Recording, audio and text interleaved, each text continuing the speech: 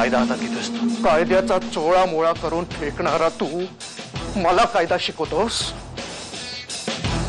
बाई ही काय बाजारात विकायची वस्तू वाटली तुला? हा? त्या मुलींचे निरागस चेहरे आठव ज्यांना तू छळलंस मंगेश. आठव आठव.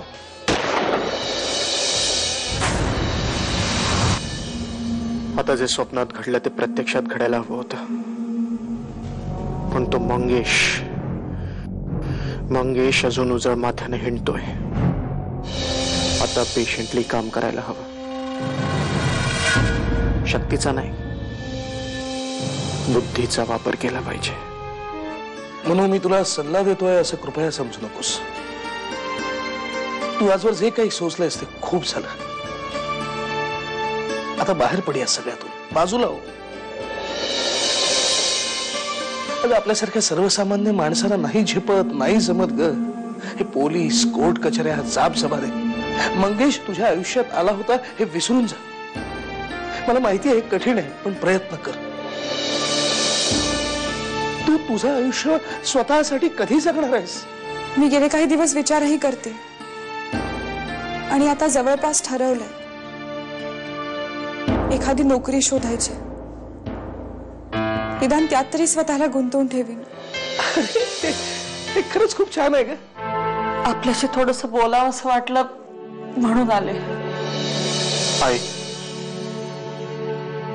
त्याआधी मला तुम्हाला काही सांगायचंय.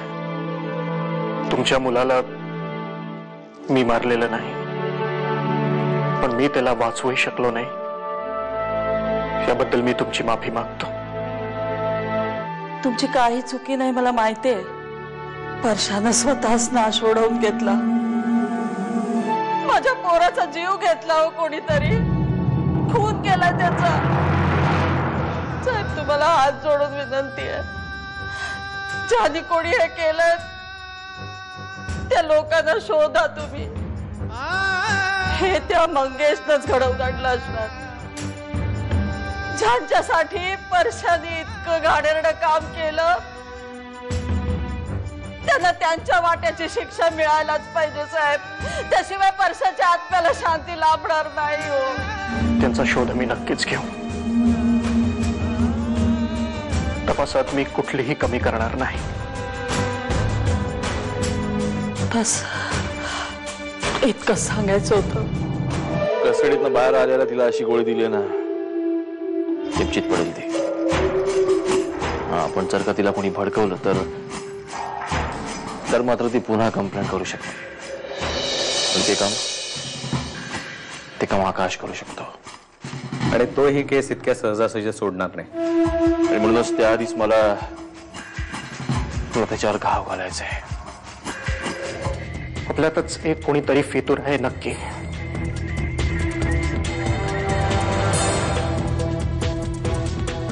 मग शोधून काढा. तुमच्या निर्दोष असण्याचा पुरावा एकच. दोषी माणूस कोण हे उघडकीला आणला.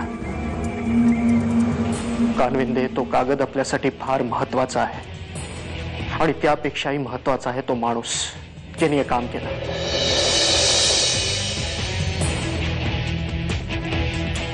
काय नमिता, तू का गप्प आहेस? एरवी तर चवताळलेल्या वाघिणीसारखी असतेस.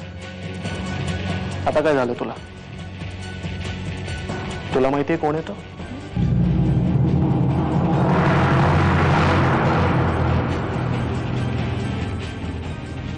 ठीक आहे, तुम्ही दोघंही कामाला लागा. आपल्याला तो कागदही मिळाला पाहिजे आणि त्याला पळवणारा माणूस आहे.